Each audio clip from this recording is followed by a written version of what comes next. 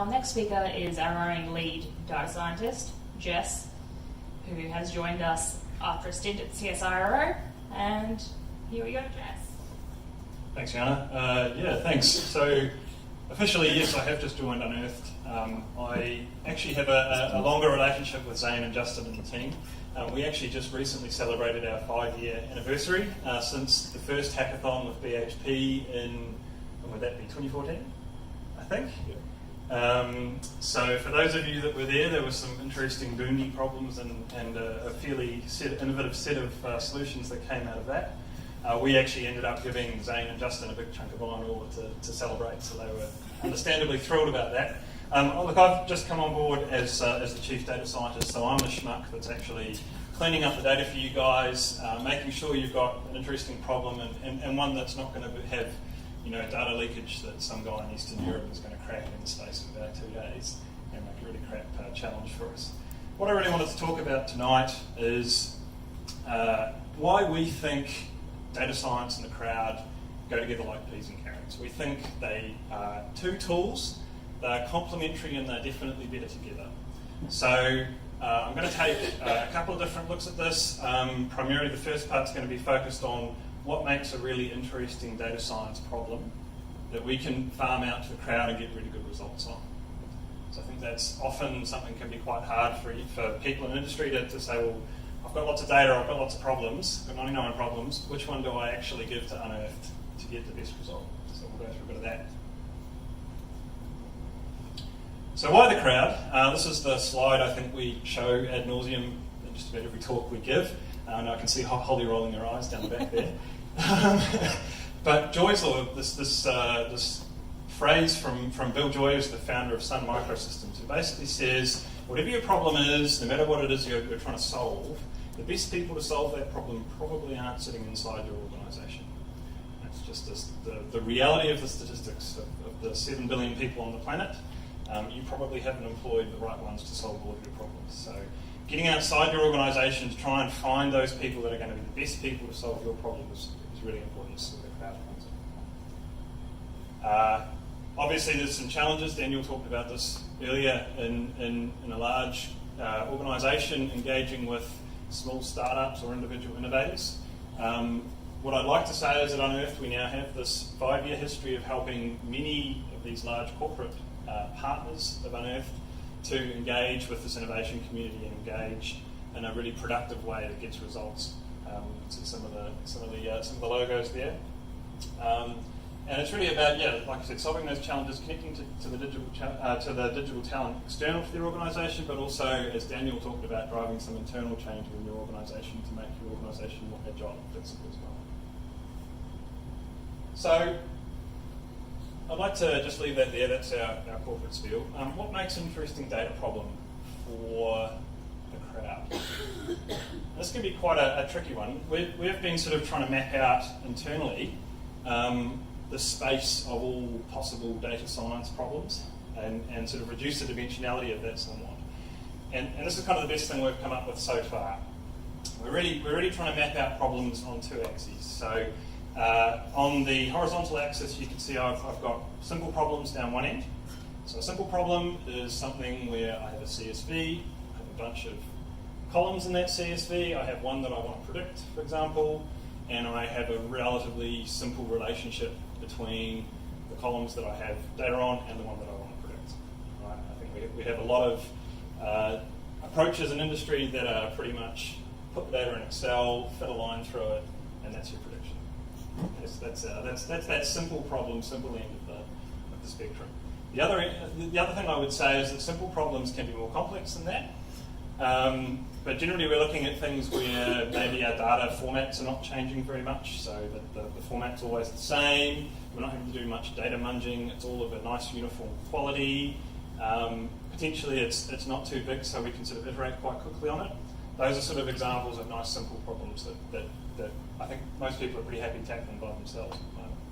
The other end of the solution, that spectrum, we've got these complex problems. And what makes a data science problem complex? Well, there's a whole bunch of different ways that you can make a data science problem complex, and some of the data scientists will know about this. But big ones I would say are where we have really unclean data. where we have data of unknown provenance that we have to sort through. We don't know which data sets are actually going to be useful for solving a given problem or not. We have really complex dependencies between the covariates that we're trying to make predictions of. And potentially where we've got really complex dependencies, we've got really weak signals to make predictions of as well. So it's kind of that complex end of things. And then obviously on this other axis, we've got sparse data versus dense data. So if you're in a dense data environment, then this is like finding cat pictures on the internet where you can download a data set with several billion photos in it and train your classifier. Where we've got sparse data, these are actually probably more interesting environments somewhat in that your data is generally much more expensive to come by. Okay, so you've got much fewer data points, but you still have to make a decision off that data. So looking at some of these, how you actually go about solving some of these problems that fall in each of these four quadrants. If your problem's simple, easy to solve, you've got relatively sparse data that's expensive to get, then what you do is you go and find an expert that can help you do that. And this, I think, is the standard approach for most industry problems today. Even my wife working at Woodside, admittedly the data is quite large, but it's something that can sit in one person's head and they can interpret seismic data for exploration in Woodside. On the other side, if we've got really dense data, we're now starting to see the development of auto-ML routines. So you've probably seen Amazon and Google, Azure, they're all offering these new auto-ML solutions where basically you can plonk your data in. If it looks like a time series analysis problem that's reasonably simple, you basically hit the button that says run all the models, and Amazon goes away and runs all the models and manages all the compute and manages all of the result, and comes back and says, right, I've done it all, this is the best model, these are the best features, this is the one you should put into production. So if your data's simple and clean and nice and doesn't change much, then this is a really great new tool that's starting to become available. What happens when we get into these really complex problems, where we have these really complex interdependencies between the data, we're not sure about which way we actually have to go? If we've got lots of dense data and a complex problem, then potentially we can just run a regular Kaggle-style data comp where we essentially open up the data to the crowd and say, you tell us which models are the best. It's not necessarily one that's baked into a nice AutoML library. We're actually looking for you to do a bunch of feature engineering, a bunch of model selection, tell us which one is actually best there. And finally, there's this really interesting quadrant down the bottom where we have a complex problem and really sparse data. And where this is where Unearthed thinks the most value from the crowd is going to be coming in the next wee while. And this is this idea of consensus search. And this is the idea that actually we can use the crowd, not just individual point solutions, we're not just looking for the best solution, we're actually looking for information from all of the solutions that tells us which way to go. So if model search is kind of your Kaggle, here's a data set, make a prediction, tell me which is best. Consensus search is, I actually don't know which data I need to use, I don't know which models I need to use, I don't even know whether ML is the right way to go or whether we should be using some other approach. So what you can see is that as you go around this loop, you're getting more and more uncertainty in the solution space that you're trying to search from. And we feel that as you get more and more uncertainty, you can actually get better and better results, particularly on the industry side, things that you weren't expecting, things that delight you, I suppose. And that's, I think, those previous speakers talking about some of the really cool things that come out of hackathons, that's where we've seen that real innovation come through. So we see three things for data science with the crowd. We see that there's a search for capability. If you're looking for an expert to tell you how to write a particular model, the crowd can be a really good way of doing like an open call where innovators can demonstrate their capability on your problem, and you can then engage with them knowing that they can do the work that you want to get done. The second is the search for models. Perhaps you're actually looking for a new breed of convolutional neural net or whatever it is you're looking for. You can engage the crowd to rapidly search across that whole model space because everyone's going to use their favourite machine learning hammer to try and solve your problem, and you can pick the one that works the best. And finally, there's this last one, which is the search for consensus, which is where we don't necessarily want to just look for one point solution, we want to look at the whole space of solutions and work out where we go from there. So we've run competitions, I think, that cover all three of those points. Here's an example here, which has been mentioned earlier, HydroSaver. And the winners of HydroSaver, which is Three Springs Technology, which is Sharif and his team, basically they gave the best predictor for looking for, this was some production problem, I think.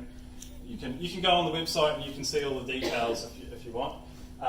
What I wanted to note about this is that Sharif then went on to do a fair bit of work with Newcrest on other data science problems. So Newcrest was able to actually go into the innovator community, find someone they could work with, find someone that they knew was going to be able to deliver results, and then engage with that team. I think that's been reasonably successful. So if we have a chat to Daniel, or if you see Sharif around, ask him about that. Another example which we've just run recently, which was this challenge we called Turn Up the Zinc. This was predicting zinc recovery at the MacArthur River mine in the Northern Territory for Glencore.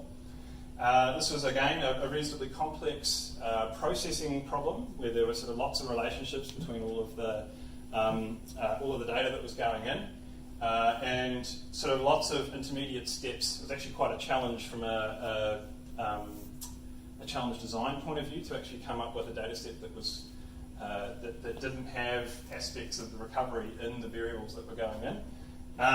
The key thing I wanted to note about this is that we had a huge number of submissions and models that came into this challenge. So you can see there's 60 different teams there from all over the globe. How many countries did we have in here? 19. 19 countries, and I'm not going to top up the attempts. Do you remember the number of attempts? Over 1,200. Over 1,200 attempts. So if you think about the rate at which you're searching that model space for the best model to your prediction problem, that's actually much better than you're ever going to get from AutoML, which, even something like Profit or stuff that's available now, you're only really searching maybe up to 20 different models. So very, very efficient way of getting a solution really, really fast. The final one I want to touch on is the search for consensus. This is a challenge we have just closed out and announced the winners for a couple of weeks ago. This is part of the Oz Minerals Explorer Challenge. If you are at all interested in geoscience data, by the way, this is a $1 million prize pool for the main challenge. Oz Minerals have opened up a whole bunch of data on their tenement, and they want you to predict deposit locations or targets which they have committed to drill in the second half of this year. We felt that we needed to get data scientists engaged with this competition, and we wanted to provide a way of them being able to train their models. And now, of course, if all you've got is one tenement worth of data, in the case of Mount Woods, you've got Prominent Hill. So you've got one data point, which is not enough to learn anything off. So we actually ran this side competition looking at, we'll use open data, open exploration data from right across Australia, open that up to the crowd. And we want you, basically, we'll give you a whole bunch of these, we call them stamps. So they're 25k by 25k squares from right across Australia. And we gave a whole bunch of geophysical, remote sensing, geological data and said, right, tell us where the stars are going to be. And we essentially designed a metric around that so people could basically give us prediction locations. And we designed a metric that looked at basically how close were they to the deposits we knew about from GA's data set, and were they looking for the right commodity. So could they tell us that we were actually looking for a gold deposit in a gold prospective area. And so what I want to focus on is obviously the teams that did the best were this one, these teams right up here in the top corner who are doing really well on location and really well on accuracy. What I want to focus on is the behaviour of the whole suite of submissions. So we had 250 submissions to this particular challenge. It was quite a complex challenge in comparison to Glencore, which is why the entries were a bit lower. But what's interesting about it is using these metrics, I was able to generate a couple of benchmarks to say, well, are we actually going to get any better than random guessing?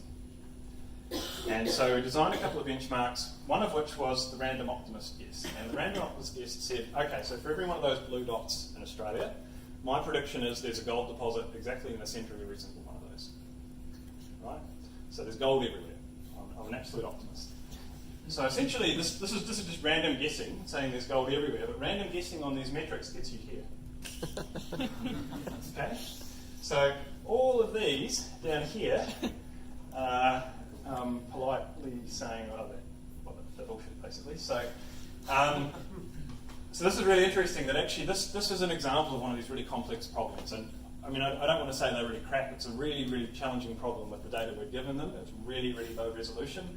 And it's actually quite hard to make a good prediction.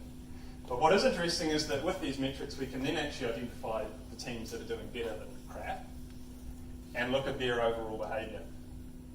So what we've done just recently, and we started to dig into this data set, is to take all of the teams that either did better at predicting the commodities, so the label, am I looking for gold or copper or something in one of those particular squares, or they did better on the location. So within a 25k by 25k area, they were good at actually picking where the deposits were. And that actually gives us 83,312 individual deposit predictions across all of those stamps, which starts to become a very interesting data set if you're an exploration geologist looking for potential deposit locations, regardless of whether you believe any one individual model. So when we plot all of those up, all those 83,000 locations, what I've plotted here is essentially for every one of those blue stamps, the log number of the predicted deposits in those areas. And so what you can see is that yes, we replicate where our known deposits are pretty well. You can see a nice hotspot here around the Isa region. You can see some nice hotspots in the Victorian goldfields and around Kalgoorlie and up in the Hamersley, etc., etc., etc. Which is great. That's probably to be expected because everyone was essentially learning against this data set. Where this becomes more interesting is when we say, tell us about the areas where we didn't think there was a deposit. And so what we're looking at here now are those stamps that I put into the data set that we thought there were no deposits in.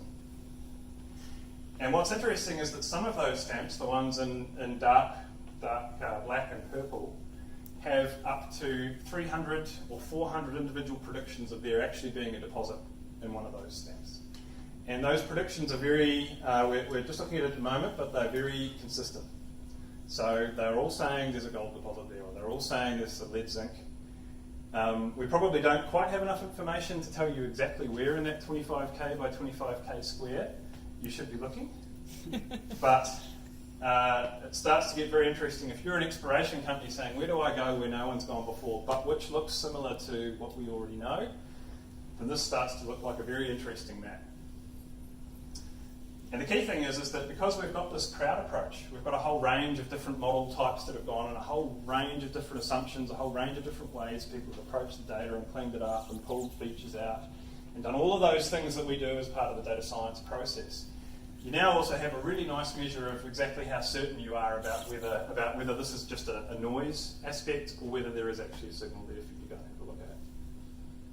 So the key takeaway from this that I just want to point out at the end is that I think we've heard from some of the other speakers about how we get better talent into industry and how we find better solutions to our problems. What I want to emphasise is that that's not all you get from the crowd. So when you can take this consensus approach, there's actually sort of emergent information that starts to come out from the way the crowd approaches the problem that can give us a lot of information about where we should go next. So we think there's a lot of value in trying to move away from Kaggle style, here's a CSV, make a prediction. I know it's great for all of the innovators that just want something they can do on a weekend. But we think these are real problems which have real solutions and can actually deliver a lot more value. So this is what we're really excited about at the moment. So just to finish up, search for capability, search for models, but search for consensus, I think is probably the new thing that I would be encouraging you all to take away. So the only other thing I wanted to touch on tonight is Melinda talked very nicely about the importance of open data for innovation. We know we have lots of requests from our innovator community once we've finished a competition for data sets to be released or for the benchmark to continue, which we want to do because we've put a lot of effort into designing the comp and designing the metrics and cleaning the data up for you guys.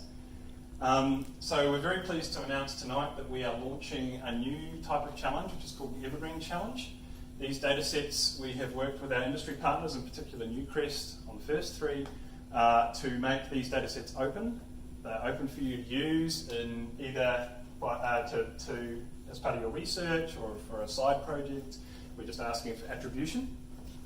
So if you want to put this into an academic paper and use this as a basis for some new piece of ML tech, then you just need to let us know. Yes, by the way, sorry, that QR code will take you directly to the HydroSaver webpage, and I'll show all three in a minute. So we're starting with three challenges. The first of those is the hybrid saver challenge, which we talked about earlier. It's a processing challenge, time series prediction. We've got a second one, which is get to the core, and this is about pulling core tray profiles out of photos, so it's sort of like an image processing problem. And also get to the core 2, which is about being able to actually do optical character recognition on the handwriting on the top trays of get to the core. So we're releasing the data, we're also releasing the benchmarks will stay up, so you can actually, if you come up with a new solution, you can actually submit that to the benchmark and see how well you've done. As Michael said, make it clear that see that your work is up to scratch with the rest of the community.